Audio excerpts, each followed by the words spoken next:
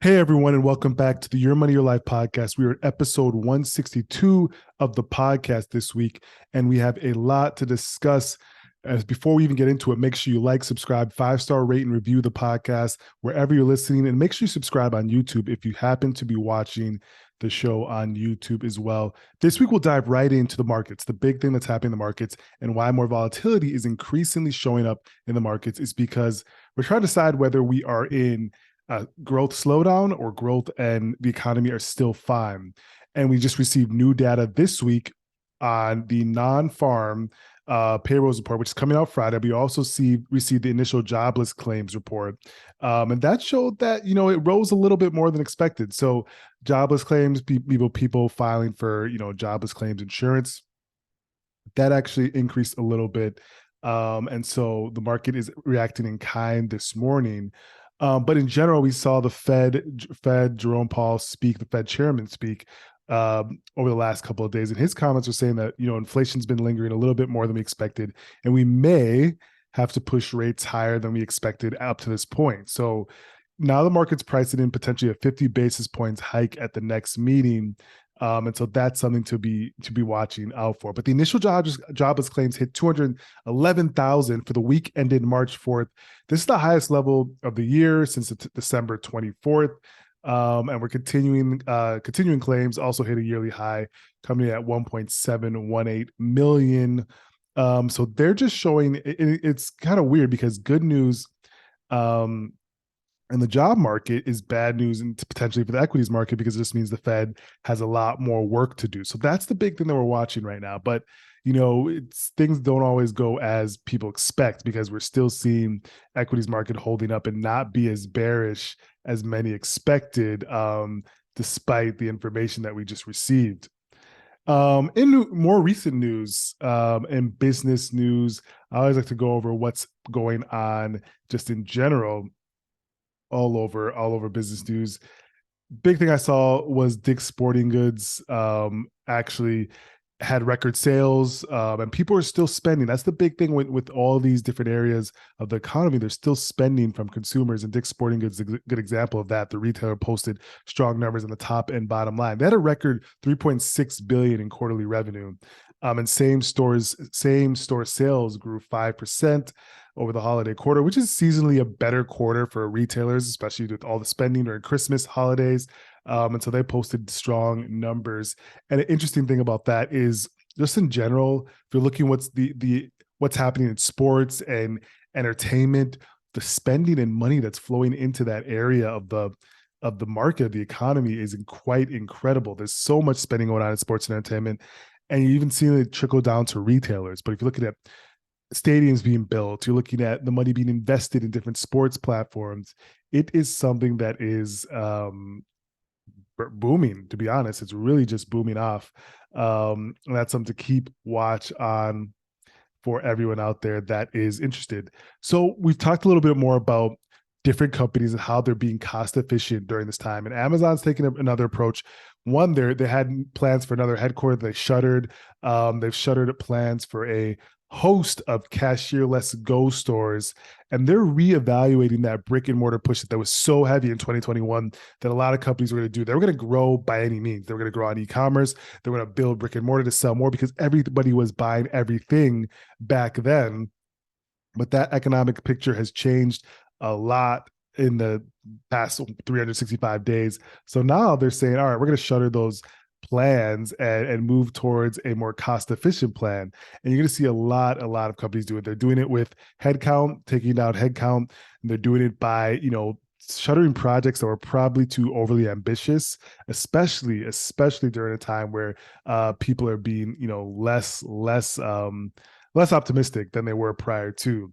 Speaking of which, the Department of Justice is trying to split up JetBlue's Spirit takeover. So JetBlue and Spirit, we're going to do that combination. And JetBlue is planning to acquire Spirit Airlines for 3.8 billion, to combine the two budget airlines into one, which would have been, a big takeover. Like the budget airline market is pretty much them. Is who's Frontier under? Frontier is under one of them. Sun Country. I don't know where they all sit, but that would have been a huge share the market if they were to be able to combine because they're the two pretty much big names in budget airlines. And so the Department of Justice is saying this is not going to be a good thing for consumer because prices will go up when there's less options. Simple supply and demand, economics 101. There's less options. So obviously the supply stays the same. You lower the options and the price goes up. And that's what the Department of Justice is worried about. The DOJ said, hey, we don't want this combination to happen because it's going to hurt consumers in the end. And so they're trying to block this combination. According to internal company documents that the DOJ cites in its complaint, when Spirit starts flying a given route, average fares fall by 17%. Meanwhile, JetBlue estimates that when Spirits stop flying a route, average fares shoot up by 30%. JetBlue has claimed that by increasing its size with the purchase of Spirit, it could better compete with the big four airlines, United, Delta, American, and Southwest. But according to the DOJ, JetBlue isn't the disruptive force it once was and has evolved into an ally of the big four. Okay, interesting. So that's going to play out over months of legal red tape.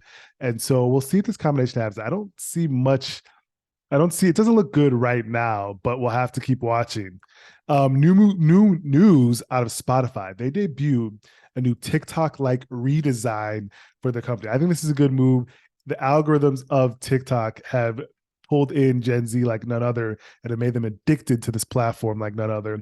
And Spotify is doing a makeover to kind of make it look like you're flipping through TikTok as part of their new vertical scroll program. Short clips, music, podcasts, you'll be able to see as you are making your scroll. So the algorithm, they've changed it up a little bit to make it a little better. I'm actually a Spotify user. I'm not an Apple Music person. I am a Spotify user, even though for those of you Apple Music, I think the majority of people listen to this podcast on Apple Podcasts, which is totally fine. But which is interesting to me because I've been always a Spotify user, but there's people out there that enjoy the Apple Music and or Apple Podcast. Let me know which one you prefer in the comments. Biz schools. So business school, I of course went to the Chicago Booth University for business, and it was a great 2 years of life. And now they're doing something for the tech job workers that have lost jobs in the recent months. Business schools are trying to woo them into getting an MBA by giving them relaxed admission requirements and a lot of different things, lowered and waiving application fees to get people, these talented people that have left, or actually I should say been laid off, tech jobs or other jobs, and get them into business school to change careers, maybe go into consulting, maybe go into finance. But if you look at the job market, it's actually going to be tech first, that'll be Wall Street cuts, that'll be Main Street cuts, as we talked about last time. So those other cuts are still coming down the pipe. I saw GM has just made some cuts this morning. You'll see a lot more companies do that. But in regards to this, I think this is for people that make the decision to go to business school, it's one or two reasons. I think it's you're making a career change. It makes all the sense, and you really can only make a career change to top different industries, whether it's finance or consulting. If you get an MBA, that's like really the only route that delivers you on a platter to these places. That was a big reason for me, is making that career change to a place that I really wanted to be in. And also, if you're like in the Midwest or something else and you wanted to be in these other areas, you have no connections and no networks to these areas, an MBA from a solid program, again, it has to be a solid program that has an ROI, right? Maybe top 20 program in my estimation. The other ones don't really have the same ROI to feed you into these opportunities and to have you be recruited by these top employers.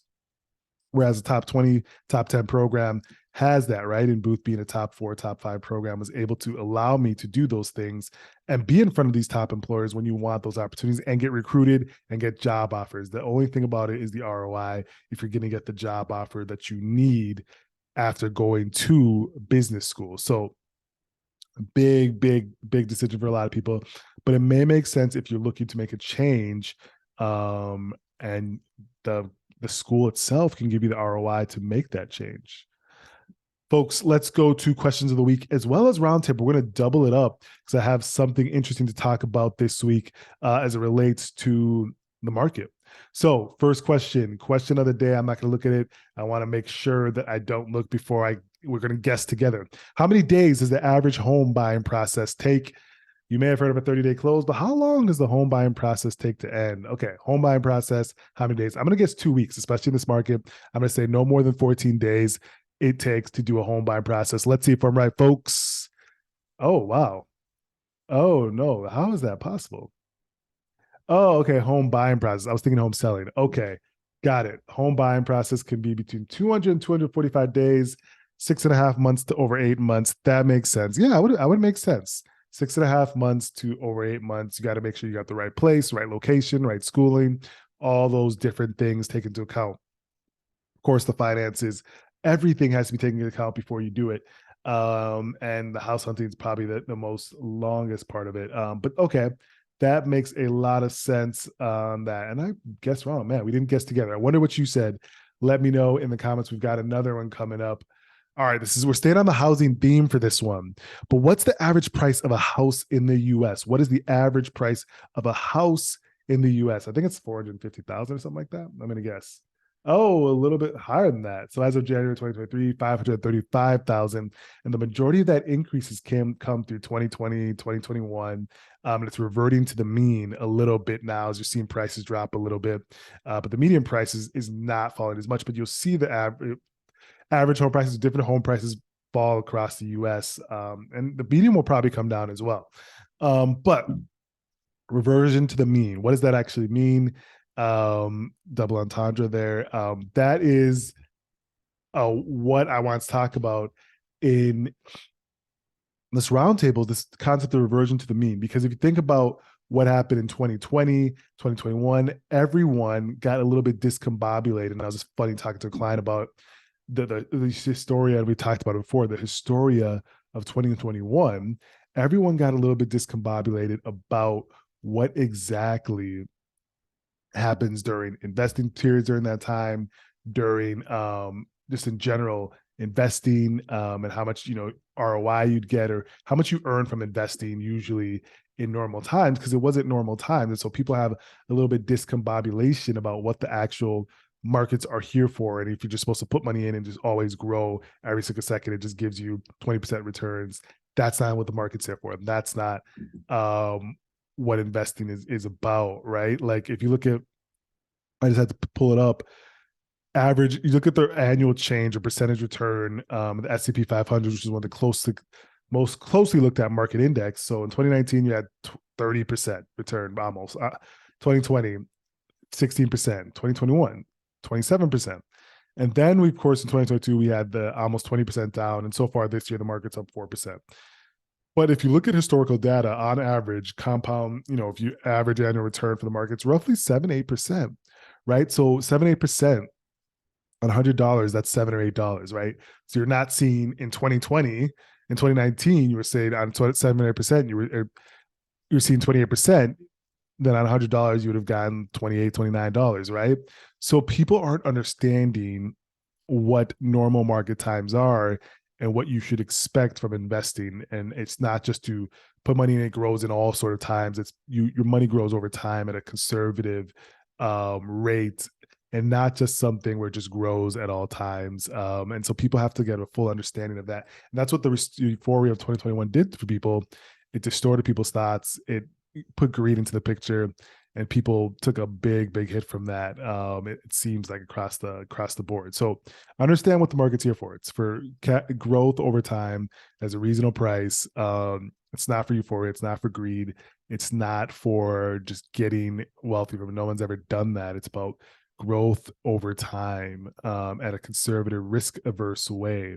And yeah, that's a good lesson for people to understand, and continue to hammer down in their minds during these times. Because guess what?